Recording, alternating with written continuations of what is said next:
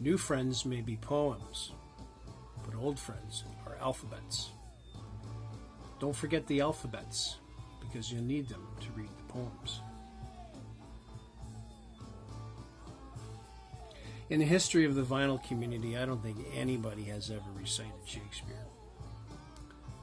Unless, of course, you're doing a contest response for Bobby Gass's 1,111 subscribers. Congratulations, Bobby. I'm not surprised by the amount of subscriptions that you have. I'm surprised that you're having a contest. But it's certainly one that I'm not going to pass up. Just a minute or two on Bobby, folks. All of you know Bobby and you're familiar with his channel. He's a tremendous asset to the vinyl community, obviously for a variety of reasons. One of the funniest guys you'll ever meet. Somebody that can just give you stories you can listen to all day. Luckily for me, I've had two separate occasions where I've been able to spend the day with him and have breakfast and go digging for records and have a couple of beers and just shoot the shite. And Bobby, I mean, Canadiana, we're overdue. But certainly times that I won't forget for many years to come. When you're standing shoulder to shoulder with Bobby digging through 45s, and the stories that come along with it, and the education you get from certain labels and certain releases and dates, and it's great. You all know how great Bobby is from watching his videos. Spending the day with him in person is something else. It really is. So you got your Shakespeare, Bobby. You also want to know what my favorite video of yours is. Quite honestly, I really don't like any of them. I'm kidding, of course. Favorite? That's tough. Most memorable, however, and others have mentioned it, and it's the classic Irish poutine, where you had it in a saucer, dumped a little bit in, lit it on fire, blew it out. And it's important, kids, that you blow out the flame before you put it back. There are many videos on YouTube that illustrate what happens when you don't. But after it went down, there was a face goes red, couple of quacks, couple of wing flaps, and then a hack or two. And it's the funniest thing you've seen in ages. So by far the most memorable. When you asked or mentioned this, Bobby, that you want people to indicate a favorite video, it's always on my mind. I'll never forget it. Other great stuff that I like, the last few years on Remembrance Day, you do your family gas videos, and service and dedication which your family has given to this country. Thank you. The way you do the videos is tremendous.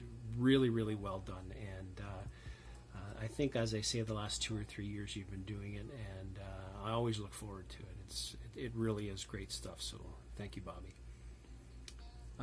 The third thing that Bob's looking for is 3 favorite Canadian bands, artists, albums, etc. And to this point, we've seen a lot. If you've seen some of the entries, there are quite a few examples of some quality Canadian music. I wanted to steer away from a lot of the favorites. I think a lot of us know who the big sort of Canadian artists, bands are. For me personally, I think my favorites, top 3, would be Neil Young, Rush, and Steppenwolf. There are plenty. What I want to do is maybe show some albums, 3 albums that people really aren't familiar with. The first one is probably the most recognizable. Every once in a while, maybe a couple times a year, I'll see somebody show a record from these guys. From Toronto, Ontario, Canada, this is Blue Rodeo's Casino, released in 1990.